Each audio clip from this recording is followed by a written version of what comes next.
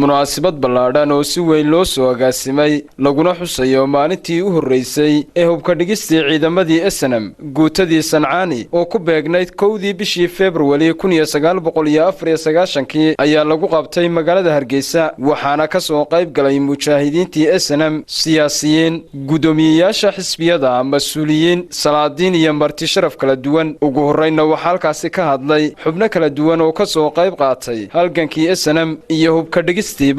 هذه آدم وهم مليانية وحوي مهدينية وحوي دمانتي كسوشقي السودان كان وحنا الله سبحانه وتعالى قبلنا حرسته قيمة بدن بمدية هاي أنا بفكر كوهم وافقسني على الجورية ورانا هي أساس كنا كوفي عيدك حلقة يعني هاي نسوق يعني تبدي الحزمية سنوات تسعة سنوات بعد شهادة تبدأ تبرتي أنا كتوي كلام صوب إحنا ولا ما تعرف كذي ولا ما تعرف كذي أنكو عطسنا السلطان عمر يبغى شخص وسيف كهاي إنه المعنى هنا معنى تودا كتر سما إنه يقول معنى تودا معنى هنا كتر سلا بحويرة أيامتي وحلقة كان بهاي ومالتها بسبب إسراء قلمين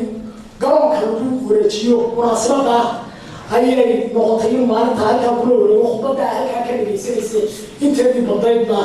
runtii halkaa ka jeediyey maalintaas ama xilliyadaas wixii ka dambeeyey wax badan baa dalka iska bedelay bal in Soomaaliland mar dambe dib loo cusboonaysiiyo oo dadka la xusuusiyo waayii loo soo maray dabeetana dib la isugu noqdo oo dadka dib loo walaaleeyo oo ummadda dib la isugu keeno oo ciddii dhibaato tirsanaysa dhibaatadeeda la eego ciddii soo dhaweyn u baahanna la soo dhaweeyo Soomaaliland daafaheeda si fiican loo eego waxay haydeen waxa la sheegayaa in dumarku ay ka mid ahaayeen dadka u soo halgamay hebel taas baa annagu dadka waxaan ka shanay haddaan maha xiriirka waana u badnay idinku baa madax noqday annagu waxay ka rabnaa waana idin ka xiriir waxaan leeyahay إليسا كويشيدو أبالفان كوهيا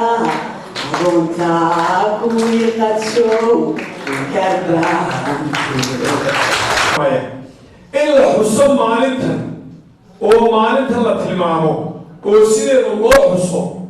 أو أي كودة الدستور كالسوبان لا الوضع أو ترك السوبان ومالنتا على بديو والشيء كما معنا وقال لماذا يريد الوجه مالكم تاريخ بدلو كسر عصلا أي شيء هل كان عربوتها هل يسمى كل وجهي ولا من الخدمة التنكرين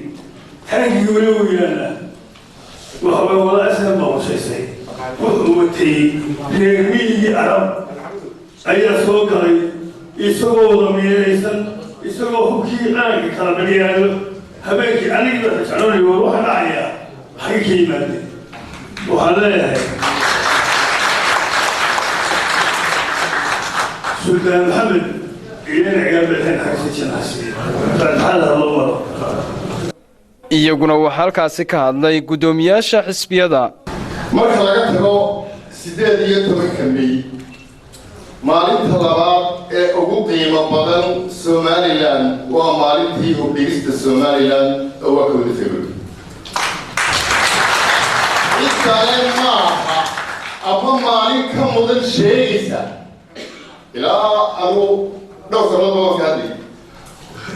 hadday xukuumadda haddaa baarlamaanka haddaa guurti tihiin haddaa aqoonyahan tihiin haddaa khubarin tihiin waxaan leeyahay maalinta labaad ee ugu mudan qarankani waa 1 February indhaha waa beenta مجاهد علي قويل inay tahay gobol-nimadeedii kadib maalinta ugu qiimaha badan